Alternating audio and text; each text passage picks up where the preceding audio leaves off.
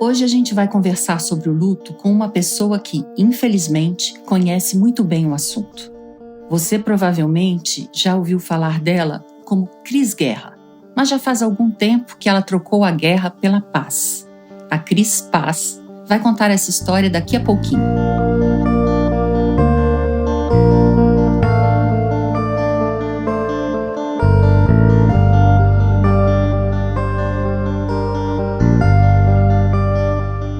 Ela perdeu a mãe, depois o pai, sofreu 2 abortos espontâneos e ainda perdeu o namorado aos 7 meses de gravidez. Durante o final dessa gestação, o coração do Francisco, o bebê, meio que teve de bater duplamente, por ele e por ela. A Cris ficou conhecida porque escreveu um livro maravilhoso chamado Para Francisco, que teve a primeira edição lançada em 2007. Nesse livro, ela apresenta ao filho o pai que o Francisco não pôde conhecer. Ao longo de 16 anos, vieram outros 7 livros. A Cris percorreu o Brasil dando palestras e hoje ela é, além de escritora e palestrante, uma espécie de ativista do envelhecimento sem neuras. A Cris não tem medo de envelhecer. E eu sempre fico me perguntando, será que foram todos esses lutos que ela enfrentou que trouxeram a compreensão de que, na verdade, envelhecer é uma ótima notícia? Afinal, só fica eternamente jovem quem morre cedo. Eu acho que as pessoas têm medo de envelhecer porque têm medo da morte. Um dia a mais é também um dia a menos. E, claro, tem também a questão de que, quanto mais a gente envelhece, mais pessoas vamos perdendo ao longo do caminho. E isso dói. A gente sabe que dói. Quem conversou com a Cris foi a Mariane Maciel, uma das cofundadoras do Vamos Falar sobre o Luto. Como a nossa entrevistada enfrentou diferentes perdas, esse episódio comprova que não existe uma receita universal para lidar com a confusão de sentimentos que vem depois de uma morte. Cada experiência é única, mesmo para uma única pessoa. Eu sou a Sandra Soares e esse é o podcast Vamos Falar sobre o Luto? E agora a gente vai conversar sobre o luto com a Mariane. Mari.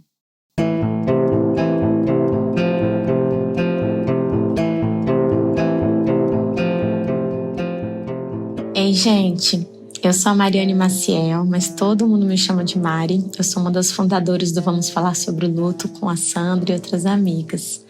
Eu sou pesquisadora, né? Então eu ganho a vida escutando pessoas, histórias. E eu fiquei muito feliz em escutar a Cris, porque a história que vocês vão escutar é uma daquelas que a gente nunca mais esquece na vida. A Cris foi e é, na verdade, uma grande inspiração para mim, mas ela apareceu na minha vida num momento de muita dor. Eu faço Vamos Falar sobre o Luto há tantos anos, porque um dia, né, minha vida também virou de cabeça para baixo. Num período aí de 1 ano, eu perdi a minha mãe e o meu noivo. A minha mãe teve câncer e o meu noivo estava naquele avião da Air France. E foi nessa época, entre uma morte e outra, que eu descobri a Cris, através de um blog que ela escrevia, e logo depois comprei seu livro. E eu lembro do impacto de encontrar suas palavras e pensar, nossa, ela sabe do que ela está falando, né? Então, a Cris acabou me ensinando muita coisa, né? E não só a minha, muita gente, sei lá, milhares, milhões de pessoas. E por mais que eu já conhecesse a história dela, né? Até para pensar aqui que tem 15 anos que eu acompanho essa mulher à distância, eu aprendi muita coisa nova nessa nossa conversa. E sou muito fã e vou deixar agora que ela se apresente para vocês.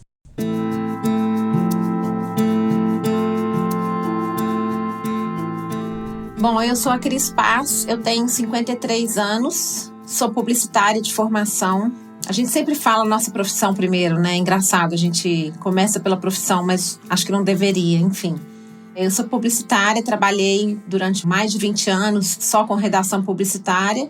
Eu sou mãe do Francisco, que tem 16 anos hoje. E hoje eu trabalho já há algum tempo com produção de conteúdo digital e palestras, né? Sou palestrante e tenho 8 livros publicados, sou escritora também. E já escrevi em várias revistas, escrevo num site hoje, o Dia de Botê, sobre beleza e autoestima da mulher 50+.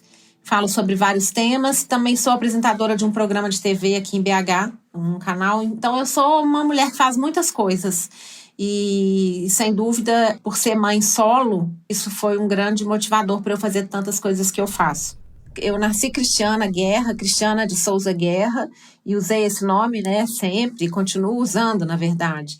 Guerra é o nome do meu pai, eu tenho muito orgulho desse sobrenome, gosto muito, mas a gente vai convivendo com o nome, a gente não presta atenção na energia que ele emana, né? Porque sendo um nome, a gente tira dele o peso de um substantivo, simbólico daquela palavra, muitas vezes, vira paisagem.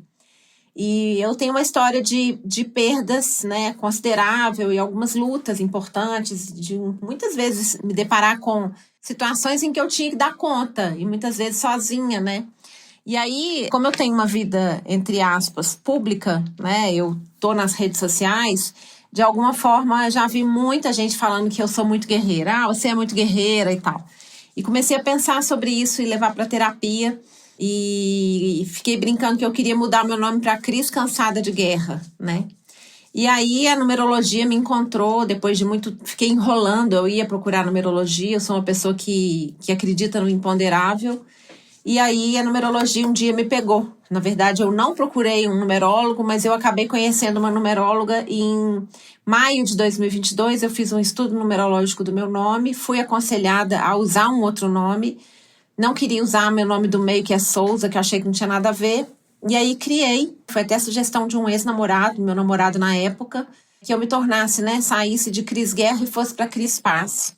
A Cris é boa de escrita de papo também, gente. Foram 2 horas de conversa e, além de ter me emocionado bastante, eu também dei boas risadas. Ela mesma admitiu que o humor ajudou muito no processo de luto. Não, eu tenho uma história muito famosa, né? Que essa eu conto no meu livro e ela é engraçada mesmo. Que eu não sei se você conhece, que tá no meu livro e tá em outros livros também. Eu boto essa história porque ela é engraçada. No final de 2007, eu estava num shopping fazendo compra, uma compra de Natal. O Francisco já tinha nascido, né? O Francisco nasceu em março.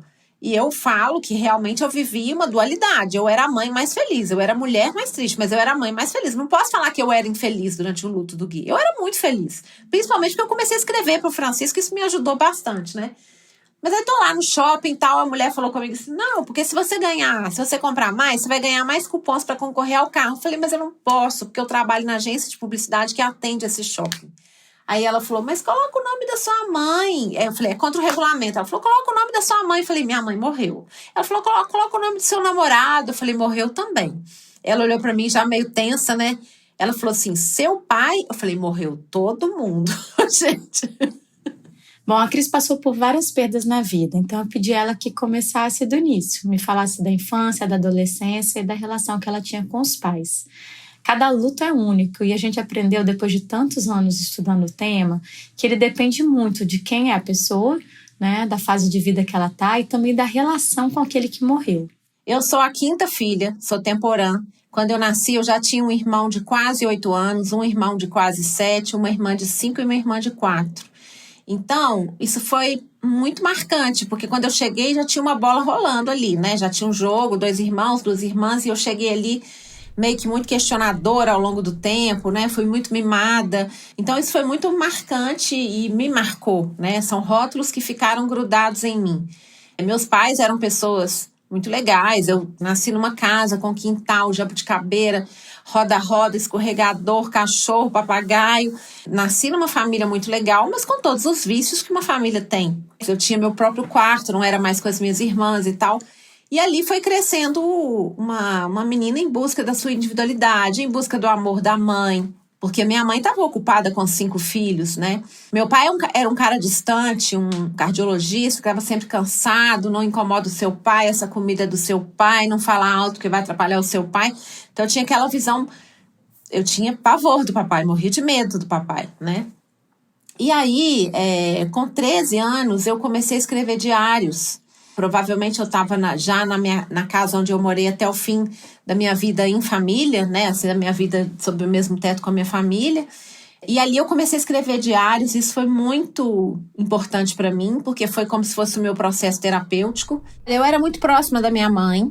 A minha mãe era uma pessoa muito dinâmica, extremamente prática, muito alegre, muito afetuosa, mas muito formatada para aquele casamento em que a mulher tem que servir o homem, né? A mulher tem que estar à disposição do homem. Ela fez uma faculdade de contabilidade quando todos os filhos já tinham nascido, e eu lembro que eu até ia com ela para a faculdade porque eu era pequenininha.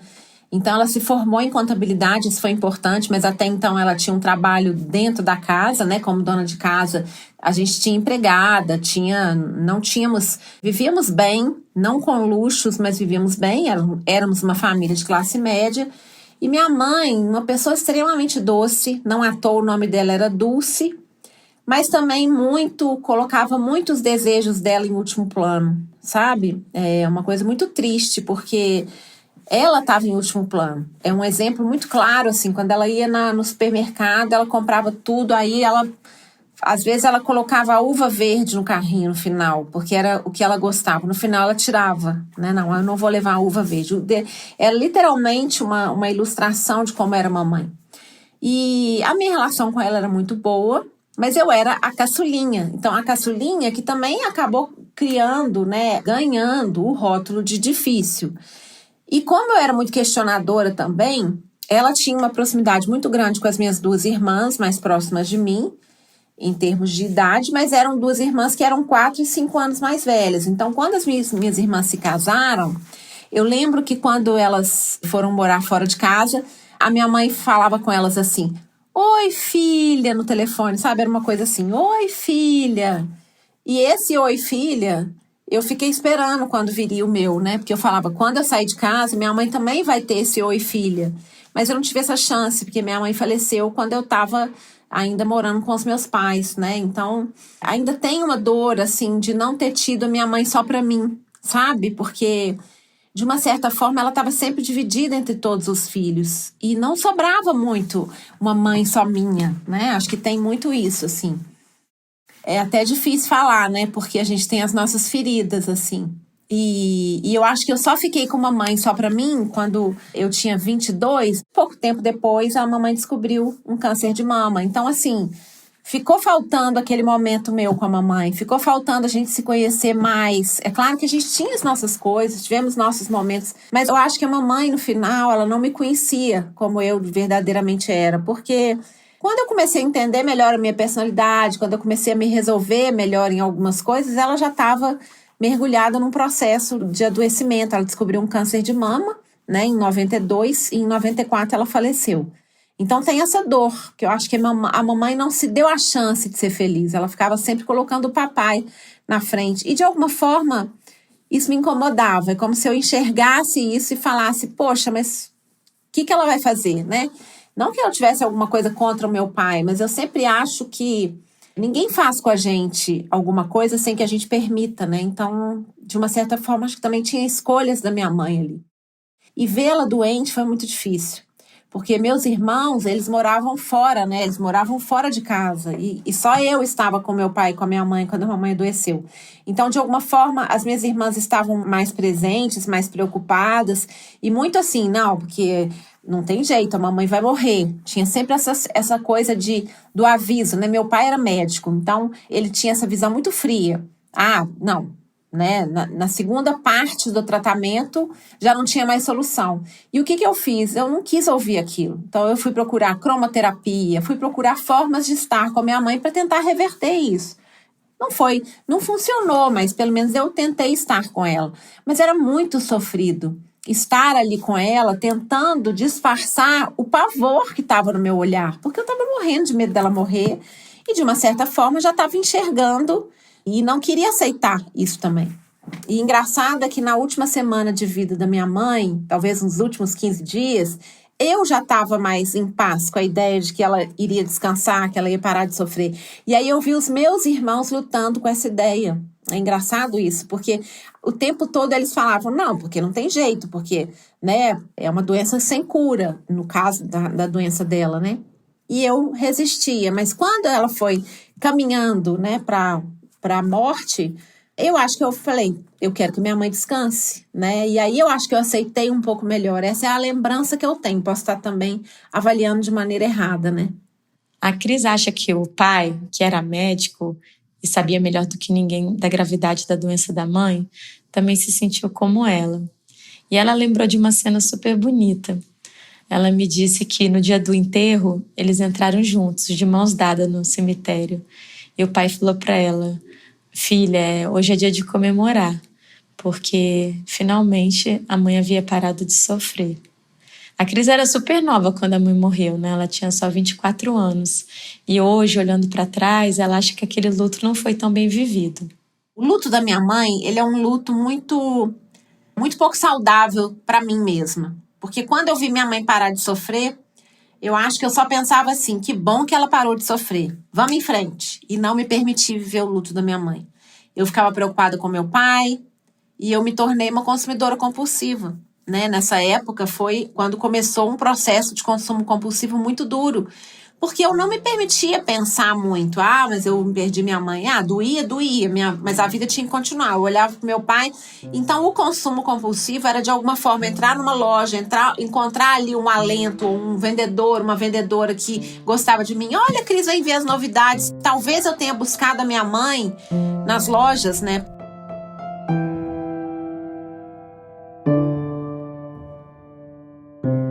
Então eu tenho uma lembrança, primeiro que o privilégio de ter visto o último suspiro dela. Eu acho que isso aí é muito bonito, porque eu não estava lá quando ela nasceu, mas eu estava lá quando ela morreu. E isso realmente é muito marcante. E de ver meu pai falando para ela, fico te devendo Paris, que é uma coisa que assim, eles não foram para a Europa juntos, mas ele conhecia a Europa. Se ela tivesse lutado um pouco mais, eles teriam ido, mas você vê que ela sempre deixava os desejos dela para depois. Mas são coisas bonitas, assim, acho que são coisas bonitas.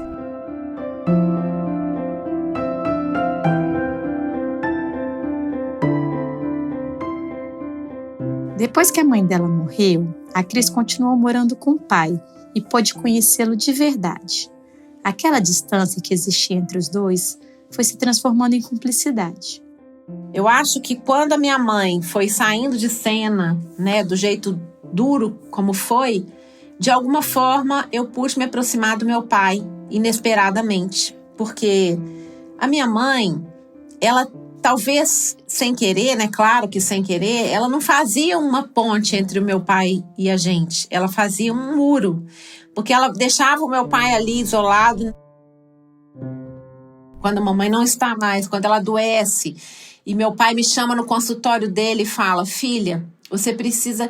Meu pai me chamou no consultório dele, né? Como se fosse uma consulta. E falou, você tem que se preparar para a morte da sua mãe. Eu lembro que eu falei, não sei de onde que eu tirei isso, que eu falei, pai, a gente não se prepara para a morte, a gente se prepara para a vida. Não me pergunte por que eu falei isso. E o principal de tudo é depois que a mamãe morreu, naquela época a gente recebia muita mala direta, que era aquela coisa de chegar um tanto de coisa no nome da pessoa. E eu era interceptadora de correspondências. Então, quando chegava coisas no nome da mamãe, eu era a primeira a ir na caixa de correio e pegava todas as cartas, né, para não chegar nada no nome da mamãe, porque eu não queria que aquela dor viesse pro meu pai. Então, eu acho que eu pude de alguma forma dar muito carinho e amor pro meu pai, no sentido de dizer para ele, eu entendo a sua dor, né?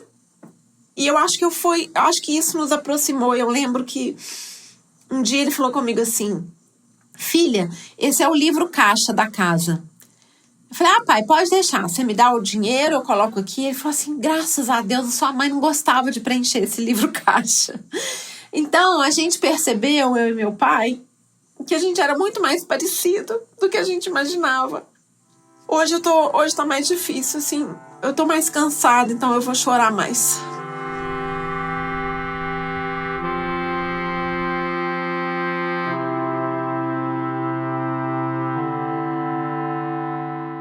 Tipo, no mês seguinte ou alguns dias depois, não me lembro bem, meu pai entra no meu quarto e fala, fui ao banco encerrar a conta da sua mãe, não tem outro jeito. Aí você vai vendo o que é o luto, né?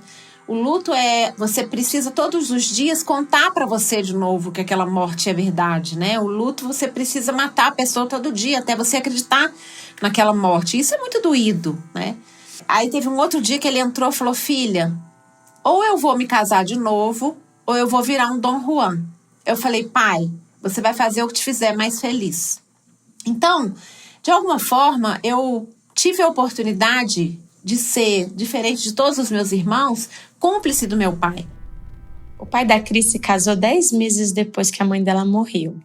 Ela ainda viveu um tempo com o pai e a madrasta, mas quando ele descobriu que estava com câncer, ela já morava sozinha. E meu pai tinha sido fumante a vida inteira. Tinha parado de fumar, tinha 2 anos, mais ou menos. E aí um dia a minha madrasta viu que ele estava dirigindo, que ele estava puxando o carro para um lado na hora de dirigir. E ela falou, tem alguma coisa errada. Ele foi fazer um exame, descobriu que ele estava com um tumor no cerebelo, que é a parte que te dá um senso de direção também.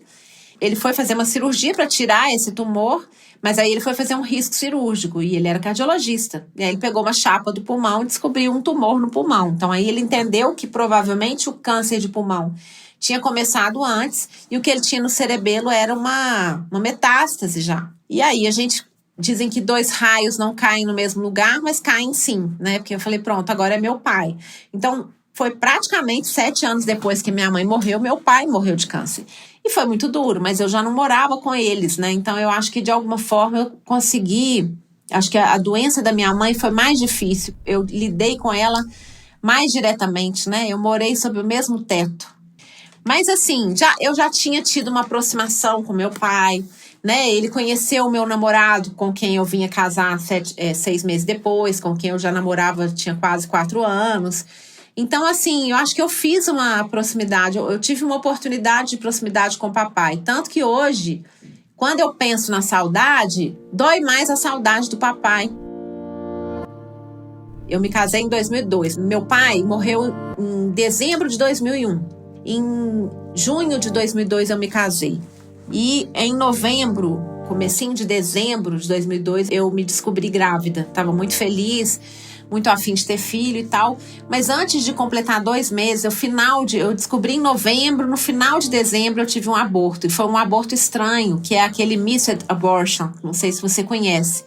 Que é quando você tem o saco gestacional, você tem ali tudo certinho, mas o embrião você não vê. É quando o embrião se perde e a gente não sabe em que ponto que foi. Então eu tive que esperar um sangramento. O sangramento não aconteceu, eu tive que fazer uma curetagem. Foi muito difícil, foi logo depois, foi no dia seguinte do Natal. Tinha ganhado um tanto de presente pro bebê e tal. E aí foi horrível.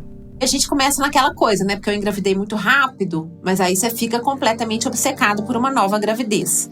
10 meses depois eu engravidei de novo, mas antes de completar 2 meses, antes de eu fazer o ultrassom, tava lá o exame de gravidez, tal, eu tive um sangramento e aí eu tive outro aborto. E o aborto, ele é um luto não permitido. Ninguém te deixa chorar por ele. Ah, foi melhor assim. Mas peraí, como assim foi melhor? Melhor pra quem? Eu imaginava já o nome desse menino, já tinha futuro pra ele, já tinha uma série de coisas. Me deixa chorar essa dor. E eu lembro que eu escrevi um texto depois desse segundo aborto que foi super importante, não só para mim, como para o meu ex-marido, que foi quase que um desabafo. Esse texto se chama O Aborto, né? Falando desse luto proibido, que as pessoas não nos permitem viver esse luto. Porque era alguém que eu não conhecia, então porque essa pessoa não conhecia, então eu não tenho direito de viver esse luto, né? Eu acho que a perda gestacional e a perda neonatal, principalmente, acho que as duas, cada uma à sua maneira, são perdas muito difíceis, perdas muito peculiares. E aí, depois de 1 ano tentando nada, o casamento já estava horrível, sabe? Eu estava muito mais focada na questão do bebê. De repente, eu tinha um colega de trabalho que tinha casado praticamente no mesmo mês que eu, tinha o mesmo tempo de casado, estava super infeliz. E éramos muito felizes, muito feliz é ótimo. A gente era muito amigo, a gente desabafava um com o outro. Eu lembro quando eu estava tendo meu segundo aborto, e eu falei com ele, Gui, eu queria te contar que eu tô grávida. Essa é a notícia boa, mas eu queria te contar que eu tô tendo um sangramento. E eu tô abortando. E ele falou comigo, eu lembro direitinho. Cris, você vai ser mãe. Você vai ter um filho. Eu te prometo. Olha essa frase. O Gui, que a Cris acabou de mencionar, o colega de trabalho, é o Gui que vai se tornar aí o pai do seu filho. Um cara intenso e apaixonante.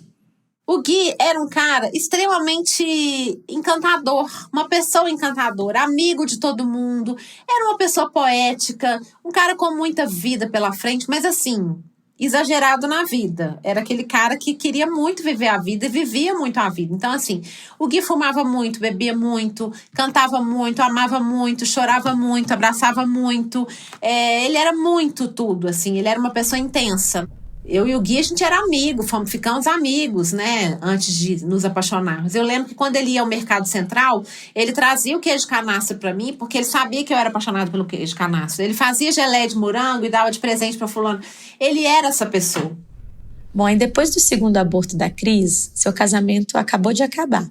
E aí veio a festa de fim de ano da empresa e ela lembra que foi na pista de dança que ela olhou pro Gui, seu colega, amigo, e pensou, nossa, que cara lindo.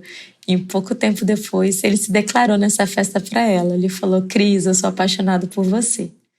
Bom, o começo do relacionamento foi bem confuso, porque o Gui também estava saindo de um casamento. Então rolaram muitos encontros e desencontros. Só que a questão é que eles trabalhavam juntos, um na frente do outro. Em um determinado momento, a Cris não aguentou mais e resolveu procurar um outro emprego, sentar um pouco mais longe. Só que sempre um querendo estar na vida do outro. Aí a gente tinha uns 10 meses, quase um ano de namoro, a gente teve um término. E nesse período eu parei de tomar pílula. Morri de sofrer, mas parei de tomar pílula. E aí a gente ficou uns 2 meses separados. Eu lembro que depois de um mês, assim, um dia ele me ligou e falou comigo que estava com saudade, a gente encontrou. Depois a gente ia encontrar de novo. E aí, acho que a gente encontrou 2 vezes. E aí a gente começou num processo, assim, de volta. Um dia, ele me ligou e falou assim, ó, eu ia na sua casa hoje, mas eu tô trabalhando até tarde. Vamos lá, deixar pra amanhã? Beleza. Eu tava sem nada pra fazer, falei, engraçado. Era pra minha menstruação ter chegado. Comprei um teste de farmácia e descobri que eu tava grávida. Ali foi a coisa mais louca, porque foi em julho de 2006. Eu fiquei tão feliz com a notícia de que eu tava grávida e eu não tinha a menor ideia do que o Gui ia pensar. Eu só pensava assim, eu tenho uma prima que me viu falando algo do tipo assim, eu vou criar esse filho nem que seja sozinha. As palavras, né? As palavras, a gente tem que tomar muito cuidado com elas. Fiz exame de sangue ficou pronto. E aí, combinei com o Gui. Ele chegou na minha casa, todo alegre, de noite, levando um vinho e queijos, não sei o que. Eu falei, como é que eu vou contar pra ele que eu tô grávida? E ele chegou todo amoroso e tal. Aí eu falei, amor, eu tenho que conversar com você. Ele falou, o que foi? Ele falou, sua menstruação. Eu falei, eu tô grávida. Eu lembro que ele falou assim, puta merda. Ele falou desse jeito. Na mesma hora ele começou a chorar. Falou, senta aqui. Me pediu pra eu sentar no colo dele. E chorava, e me abraçava. Aí ele falou assim, você pensa num nome? Eu falei, eu penso. Eu quero que se chame Francisco ou Cora. E ele adorou, ficou super feliz. Aí ele queria contar pra todo mundo, eu não queria deixar, porque demorei, né? Eu morria de medo.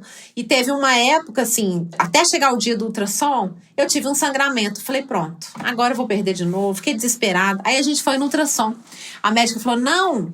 A minha médica estava viajando, eu tive que ir num outro médico, enfim, que acabou se tornando, o Dr. Walter, que acabou se tornando meu obstetra. E aí eu fui fazer ultrassom e o Gui foi comigo. Eu lembro que eu falei assim, olha, põe uma coisa na sua cabeça, pode ser que não tenha nada lá dentro, porque eu já tinha vivido um missed abortion, então assim, eu tinha aquele trauma, eu ficava assim, não. E aí, assim, eu tava com todos os estresses pós-traumáticos que você pudesse imaginar, né, porque eu já tinha perdido mãe, pai, 2 bebês. E aí, eu lembro que a gente foi no ultrassom. Quando a gente viu o coração batendo, que até então eu não tinha visto, nas minhas 2 outras gravidezes, eu não vi um coração batendo, né? E quando a gente ouviu o coração, eu lembro que eu chorava, e o Gui segurando no meu pé. Aí quando a gente saiu da sala, a gente abraçava e chorava. Foi muito lindo. Então a gente viveu 7 meses completamente apaixonados pela vinda da gravidez, pela vinda do Francisco, pela gravidez. E ele me tratava muito bem, com muito carinho, e cozinhava para mim. A gente não morou juntos, né? A gente teve uma vida em comum de ficar juntos no fim de semana, e durante a semana a gente dormia cada um na sua casa, mas às vezes não dormia na casa do outro durante a semana, mas todo fim de semana a gente estava junto. E eu acho que era muito bom, porque ele falava assim, amor, vamos casar? Eu falava assim, não, vamos esperar o Francisco nascer, porque a gente tinha vindo de casamentos que não tinham sido felizes, então a gente estava muito cuidadoso um com o outro. Bom, estava tudo certo, né? De repente, eu acordo numa quarta-feira, depois de ter encontrado com ele na terça-feira, não dormimos juntos, ele foi lá em casa, A gente teve um desentendimento porque ele tinha ficado de comprar o bebê conforto, que é aquele negócio que vai no carro, né? E ele não comprou. E eu não tava querendo mais esperar, eu tava querendo deixar tudo pronto pra chegada do Francisco, que com 7 meses de gravidez, sei lá, vai que o menino nasce, né? E aí ele falou assim, ansiosa. Eu falei, sou mesmo, né? Tipo assim, se você não é, porque não é na sua barriga que o neném tá crescendo, né? E aí ele foi lá pra casa, a gente conversou um pouquinho, ele fez uma pizza pra mim. E eu lembro que ele falou pra mim assim, o seu amor é tão bonito. Porque eu era muito apaixonada pelo Gui. E aí ele saiu. Eu tinha criado uma campanha, a gente tinha feito uma campanha importante na agência, que tinha sido muito difícil, a gente tinha apresentado essa campanha. Ele saiu, na hora que ele desceu as escadas, que eu morava no primeiro andar, ele olhou pra mim e falou assim, amor, parabéns. Foi a última coisa que ele me falou. E aí, no dia seguinte, eu acordei, tirei a minha foto no tripé que ele tinha deixado, tinha um tripé que ele tinha deixado na minha casa com uma câmera, que eu tirava foto toda semana, às vezes 3 vezes por semana, tirei uma foto da gravidez para mostrar a barriga crescendo, fui pro trabalho e tal. Tava um dia lindo, ensolarado, e aí eu fui e mandei uma mensagem, mandei um e-mail para ele. Não tinha SMS, não tinha WhatsApp nessa época, só tinha SMS, né? E eu mandei um e-mail dizendo assim, amor, eu te amo, que dia lindo que tá fazendo. Entrei numa reunião. Era uma reunião longa, e quando eu saí da reunião já era quase meio-dia, e não tinha resposta do e-mail. Nessa hora eu falei, alguma coisa muito ruim aconteceu. Eu peguei o telefone, liguei pro celular dele, ele não atendeu. Aí eu liguei pra agência e falaram, ele não veio trabalhar. Na mesma hora eu falei, ele morreu. Olha que loucura, né? E aí fiquei muito tensa, falei, não, eu já perdi muita gente, deve ser isso. Eu tenho terapia agora na hora do almoço, vou pra terapia e lá eu vou falar sobre isso. Tá. Aí na terapia eu não consegui ficar, porque tinha alguma coisa muito errada. Falei com a minha terapeuta, não vai dar pra eu continuar, eu tenho que ir lá ver, eu vou ter que ir lá na casa do Gui. Peguei meu carro, parei em frente à casa do Gui, o apartamento dele. Ele tinha garagem, mas o carro dele estava fora da garagem. E aí eu comecei a tocar a campainha. Eu ouvia as minhas cachorrinhas, que na época estavam morando com ele, eu ouvia elas latindo desesperadas, e eu gritava, Gui, e não atendia. Tocava a campainha, não atendia. Até que eu toquei a campainha, eu não tinha chave. Toquei a campainha no prédio, em outro apartamento. Falei, você pode me deixar entrar? Não me lembro como, entrei. E aí eu fiquei na frente do apartamento, ouvindo as cachorras. E tinha um olho mágico na minha frente. Não me pergunte por quê. Eu desatarrachei o olho mágico. Não sei por quê. O olho mágico saiu. Ficou só o buraco. Na hora que eu olhei pelo buraco, tava o Gui caído de bruços. E aí, né, a esperança... Eu tenho um trecho do Para Francisco, do meu livro, que eu falo... Lembro dessa burrice bonita de que é feita a última esperança. Porque você acredita que aquela pessoa possa estar viva. E aí eu ligava para a Unimed e falava, mexe com ele. Eu falava, mas eu não posso mexer, eu tenho que arrombar a porta. Eu ligava para um amigo dele que estava indo, aí ele foi me encontrar. Eu liguei para o irmão dele falava, não, ele deve ter ido ontem tomar uma, sabe assim...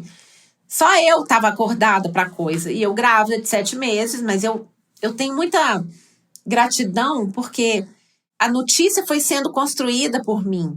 Se alguém tivesse me dado a notícia inteira de uma hora para outra como um tapa, eu não sei se eu teria dado conta, mas eu fui construindo essa notícia. Então eu estava de um lado da porta e do outro lado tinha um Gui que estava morto, mas que eu não sabia se estava morto. Aí abriu a porta o cara que morava no apartamento do lado, que era um policial. E o cara começou a ligar para a polícia e falava assim, não, eu acho que ele tá morto. Assim, surreal as lembranças que eu tenho. Fora o olho mágico caído, que ele estava exatamente na direção do olho mágico, né? Até que chegou um amigo meu e me abraçou. Ele viu e a gente ficou lá. Nesse meio tempo chegou o irmão dele, eles arrombaram a porta. E eu esperei o irmão dele entrar e ouvi a reação. E aí percebi, né, que realmente ele tinha morrido. E aí eu pensei, não vai dar pra eu morrer. Eu tenho um bebê de 7 meses dentro de mim.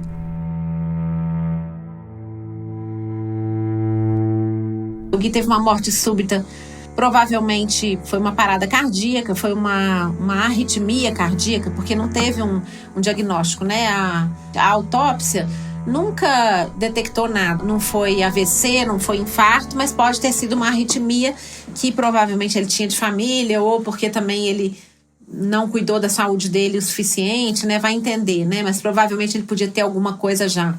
No dia anterior ele estava muito triste. A gente se encontrou no dia anterior, não dormimos juntos. E até hoje eu pergunto, se a gente tivesse dormido juntos, eu poderia ter visto ele tendo esse mal súbito, né? E será que eu poderia ter salvado ele? Eu não gosto de me ligar muito nisso, assim. Eu sempre penso que não, foi como deveria ter sido e tal. Mas uma semana antes do Gui morrer, eu acho que a minha alma sabia, não era a minha percepção, era uma coisa da intuição mesmo. Uma semana antes dele morrer, eu falei com ele assim: amor, eu morro de medo de você morrer. E ele falou assim: amor, eu não vou morrer nunca, você também não. Então eu tava super feliz, num emprego novo, tava esperando um filho saudável, com o filho quase nascendo, com o homem que eu amava, com o carro do ano, feliz da vida, tipo assim, né? Naquela época ter um carro do ano era uma coisa, né? Assim, tô só falando assim, tava tudo certo. Aí quando tá tudo certo, você fala: meu Deus, que medo de dar errado. Mas que faz parte, né? É um processo que faz parte do estresse pós-traumático de ter perdido pessoas. Mas uma morte súbita, aí, realmente, eu falo que eu tive um treinamento tropa de elite, mas uma morte súbita, aí é que nós vamos falar de um verdadeiro terror, né? A morte súbita é uma coisa terrível de se enfrentar, assim, é muito difícil, ainda mais no auge da vida, né? Uma pessoa que morreu 2 meses antes de conhecer seu único filho. Bom, nessa hora a gente conversou sobre o impacto de uma morte súbita. Eu também tive essa experiência, né, com a notícia da queda do avião. E é muito difícil acreditar quando alguém desaparece ou morre assim tão de repente, né? E pelo que a gente escuta de especialistas e escutou ao longo de anos de vários enlutados, é realmente assim uma verdade que vai sendo construída aos poucos, diferente de uma morte mais prevista em decorrência de uma doença, por exemplo. E aqui a gente não está hierarquizando dores, longe disso, mas identificando particularidades mesmo de algumas mortes e de alguns lutos. Bom, então eu pedi à Cris que lesse um trecho do texto que ela escreveu para o nosso site Vamos Falar Sobre o Luto em 2016. Eu acho bem bonito o que ela escreveu sobre este impacto. Eu me lembro de vagar pela cidade como numa cena sem áudio. Olhava ao redor e me perguntava com que direito as pessoas sorriam se dentro de mim as luzes estavam apagadas. É assim, até que a gente se acostume. A morte se repete muitas vezes. Ao acordar, está lá a morte de novo. A cada lembrança, outra morte. Até que em nós ela morra de fato. E isso demora. E é claro que eu só tive vontade de viver porque o Francisco estava dentro de mim. Porque estava muito difícil. Acho que o Francisco que me segurou mesmo. Eu lembro que em uma semana eu perdi 4 quilos, eu acho. Só que o Francisco não perdeu 1 grama. Porque aí eu continuei indo no médico, então provavelmente ele tirou de mim as reservas, né? E aí foi muito difícil, porque esses 2 meses até o Francisco nascer, talvez o primeiro mês, eu alternava entre tentar entender o que estava acontecendo e chorar e contar as piadas mais absurdas. Eu lembro que o humor foi muito importante, porque eu contava coisas absurdas, assim, para dar conta. E era muito difícil acreditar no que estava acontecendo, porque eu fiquei meio sem lugar, assim, meio sem alma. E é isso, né? Você vai dormir, no dia seguinte você vai enterrar a pessoa, e o dia do enterro você ainda não tá completamente... Porque você ainda tem, assim, eu vou ver ele de novo, né? Tipo assim, o dia do enterro você ainda fala assim, não, eu vou ver ele de novo, mais uma vez, né? O dia do enterro te deixa ainda meio inebriada, você ainda tá na adrenalina do negócio. E aí eu lembro que muitos amigos minhas amigas ficaram dormindo comigo, se alternando, até o carnaval. Isso foi dia 17 de janeiro, eu não lembro quando foi o carnaval, mas foi no começo de fevereiro. E aí um dia eu falei, agora vocês vão pro seu carnaval. Eu vou precisar ver como a vida vai funcionar, só eu. Eu acho que assim, primeiro que o Francisco foi super importante no meu processo de... Eu acho que ter alguém que dependia de mim foi fundamental para eu cuidar de mim. Ter alguém que era o meu grande sonho, meu filho, me deu razão para viver. Então, eu acho que o meu luto ele é muito peculiar, porque ele tem um outro lado, né? Que eu não sei se é um lado que facilita, por um lado, não é que facilita, mas é um grande lado, um grande impulso, né? Que me ajuda na pulsão de vida, mas também tinha um outro lado que era assim, poxa, eu não posso nem querer morrer. Como é que eu vou viver essa vida né? Como é que eu vou ser mãe com alegria? Como é que eu vou ser mãe sem sucumbir à tristeza? Eu não queria que esses processos se misturassem. Então, eu fui uma mãe muito feliz. O Francisco nasceu em março, de parto normal, um parto maravilhoso, tudo lindo. Eu só sabia sorrir, mesmo na tristeza da falta do Gui. Eu sorri muito. É um dia mágico, dia 21 de março de 2007. Foi tudo certo, a amamentação perfeita. Não fosse o fato de que meu chefe, quando eu tinha 45 dias depois que o Francisco nasceu, meu chefe me pediu para voltar. Não tive minha licença maternidade, então eu acho isso de uma falta de sensibilidade muito grande, porque ali eu ia não só ter a minha licença maternidade, como também a minha licença luto, né? Fiquei 20 dias trabalhando nesse lugar. E aí eu liguei para outra agência onde eu tinha trabalhado, onde o Gui tinha trabalhado, e falei com a Carla, que hoje é a Carla Madeira, que é uma escritora, né? Que hoje vende muito livro, muito louco, toda a trajetória, assim. Eu lembro que eu fui na casa da Carla e falei: Carla, eu tô batendo aqui na sua porta para dizer o seguinte: eu não sei se tem lugar para mim, mas eu tô muito decepcionada com o meu atual chefe. Eu não quero mais trabalhar lá. Ele me pediu para voltar da minha licença, eu voltei. E se você quiser, eu vou amanhã para Lápis Raro, se tiver lugar para mim. Tô aqui humildemente pedindo meu lugar. Ela falou: Cris, você vai voltar para sua licença, eu vou fazer lugar para você, eu vou esperar a sua licença acabar e você vem para Lápis Raro. Então, assim, foi um gesto de muita generosidade de uma mulher para outra mulher. E aí, eu voltei para minha licença, mas meu leite já tinha secado. Mas eu pude curtir os meus outros dias de licença, meus mais 2 meses de licença. Aí, eu resolvi escrever uma carta para os amigos, para homenagear o Gui. E quando eu vi, eu estava escrevendo uma carta para o Francisco. E esse foi o movimento mais salvador que eu tive na vida. E aí, eu entendi que sobre o luto, a gente pode fazer alguma coisa. Em relação à morte, a gente não pode fazer nada. A morte, a gente não escolhe. Mas como a gente vai vivenciar o luto, a gente escolhe. A gente pode bordar esse luto. E foi quando a minha dor encontrou a poesia, porque isso foi muito poderoso. Transformar isso em algo bonito. Aí eu resolvi falar para o Francisco. Eu falei: olha, eu tenho esse poder na mão. Contar para o Francisco, para que ele leia no futuro quem era o pai dele, como que eu estava vivendo, quem eram os meus pais, quais são as lembranças todas que estão aqui. E isso foi extremamente curativo para mim. E eu fiz isso num blog, porque eu poderia ter feito num caderno, mas foi muito mais curativo ainda porque eu fiz isso num blog. Como eu fiz isso num blog aberto e outras pessoas começaram a acessar, isso foi fundamental para que eu tivesse o compromisso de continuar escrevendo. Então, assim, o Francisco salvou a minha vida, as pessoas que liam o blog salvaram a minha vida, a escrita salvou a minha vida. E eu acho que eu tive o luto mais feliz que alguém pode ter. Dentro do luto, a gente pode ser feliz. Vivenciar um luto não significa ser triste o tempo todo.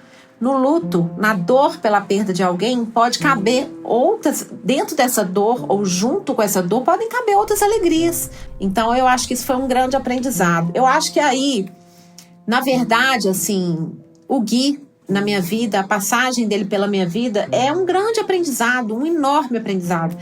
Me transformou numa outra pessoa. Tanto que no livro, né, tem um texto que eu chamo de o Acaruf, que é o furacão ao contrário, que é como se fosse um furacão passando, colocando tudo no lugar, em vez de destruir, colocar as coisas no lugar.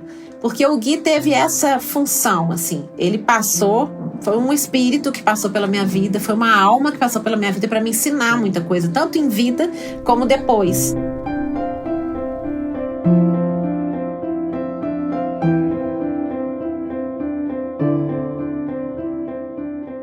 A Cris fala de tantas coisas que ressoam na gente que dá vontade de ir parando e comentando, não é? Quando ela fala sobre o poder curativo da escrita, eu pensei em tantos e tantos e-mails que a gente já recebeu pelo site do Vamos Falar Sobre o Luto, que terminam com "Obrigado por ter lido a minha história", ou "Eu adorei ter escrito esse e-mail". E escrever não é só para escritores. A gente sabe que muitos psicólogos e terapeutas do luto indicam a prática e pessoas comuns mantêm diários e até escrevem cartas para aqueles que se foram. A gente gosta de dizer que falar ou escrever sobre o luto é libertador. E é mesmo. E além de dar vazão à nossa dor, contar e recontar a nossa própria história nos permite recriá-la. Construir novas narrativas, como a Cris nos mostra que é possível fazer. Mesmo quando a nossa ideia de futuro desanda. Perder pai e mãe ainda é, entre aspas, a ordem natural das coisas. Meus pais eram de onde eu vinha. E o Gui era para onde eu ia. Então, assim, isso é fundamental, porque o amor é para onde a gente vai. Então, assim, não se compara. Não são dores comparáveis, né? A gente não compara dor. Eu já escrevi um texto sobre isso, que ele chama dores sem medida. Porque como que você mede uma dor? Qual é a dor que o meu irmão teve quando meu pai morreu? Ela não é comparável à dor que eu tive. Porque o meu pai era o meu pai. O pai do meu irmão, por mais que fosse a mesma pessoa que era o meu pai, para o meu irmão era um outro pai. Quando o Gui morreu, eu pensava assim, o que eu faço com essa paixão que eu sinto por ele, sendo que ele não tá mais aqui, né? Então é como se a gente estivesse com a mala pronta para ir para um lugar, e não é que alguém desmarca a sua viagem, é que alguém diz, esse lugar não existe mais, né? É mais ou menos isso. Assim como tem gente que faz essa comparação quando você vai ter um filho, e aí você descobre que o filho é autista, ou que o filho tem síndrome de Down, ou que ele vai nascer com uma deficiência. Você tá indo para um lugar e você descobre que você tá indo para outro lugar, né? E no caso, eu acho que é um pouco isso. Você tem que ajustar o destino e falar, então tá, para onde eu tô indo agora? Como que eu faço para gostar de onde eu tô indo agora? São vários ajustes que a gente precisa fazer.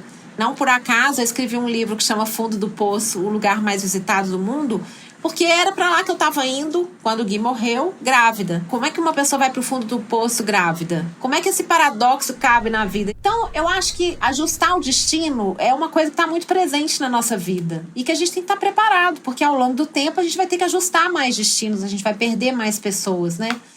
Mas se a gente é capaz de olhar para toda a poesia, para tudo que a dor é capaz de contar sobre você, para todos os aprendizados que a dor também pode te trazer, eu acho que precisa haver uma abertura para isso. Porque eu vou te dizer, eu não estaria aqui conversando com você, claro, se não fosse isso, mas eu não seria escritora, eu não seria produtora de conteúdo digital, eu não teria escrito 8 livros, eu não seria a mãe que eu sou para o Francisco, que não é nenhuma mãe extraordinária, mas eu acho que eu sou uma mãe muito mais tranquila. É importante entender que o tempo tem um poder muito grande se você der uma ajuda para ele, assim. Se você entende que o tempo é poderoso e se você entende que você também é poderoso, poderosa, você pode ajudar o tempo. Há muitas coisas para se fazer com o luto, mas acima de tudo é preciso fazer um luto. O mais difícil é a gente entender que esse luto precisa começar. Eu vejo muitas pessoas que adiaram um luto por toda uma vida para não ter que entrar no luto. A gente demora uma vida inteira para entender que estamos aqui impermanentes. E o que a gente faz com essa impermanência? A gente faz o eterno. O que é o eterno? Esse momento que eu tô aqui com você. Que é tão bonito a gente trocar a experiência. Quer dizer, eu contando a minha, mas quando você me conta da sua história um pouquinho, eu já falo, meu Deus, isso é eterno. A eternidade não é um tempo. A eternidade é o significado, é do que a gente preenche o nosso tempo. Então, acho que quando a gente é impactado por uma grande perda, a gente tem a oportunidade de entender que a vida é muito mais do que o tempo que a gente vive. Então é preciso despertar para isso, né? We've been in hotel rooms before. I know much more than you can think of. We know that I'm no good for you, but as you said, you ain't good too. Posso fazer uma confissão? Eu sempre choro quando ouço ou leio a Cris. Eu tenho o privilégio de ser amiga dela e até já falei isso. Já expliquei que chorar, para mim, é o maior dos elogios. É que o choro vem de um lugar muito sincero, né? E eu eu sei, que a Cris consegue chegar ao íntimo das pessoas porque é de lá que ela fala, é de lá que as palavras dela saem, desse lugar de subjetividade, esse lugar da intimidade. Bom, vocês sabem que a cada episódio a gente indica um livro ou um filme que tem a ver com o tema do dia. Hoje, por motivos mais do que óbvios, a indicação são 2 livros da Cris. O Para Francisco ou o livro mais recente dela, que é de 2021. O nome é Fundo do Poço, o lugar mais visitado do mundo. Ambos os livros abordam o tema do sofrimento com bastante delicadeza, de uma forma bem-humorada na medida certa. Não é à toa que a Cris traz a palavra alegria tatuada no braço bem grandona. Ela, com certeza, sabe que há momentos na vida em que ser alegre, ser feliz, precisa ser uma escolha, uma intenção, um desejo, um projeto mesmo, por mais difícil que as coisas estejam.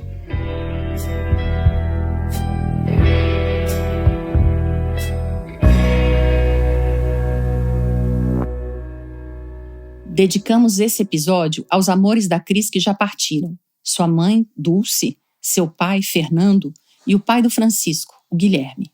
Se você gostou do episódio, ajude a gente a trazer mais pessoas para essa história.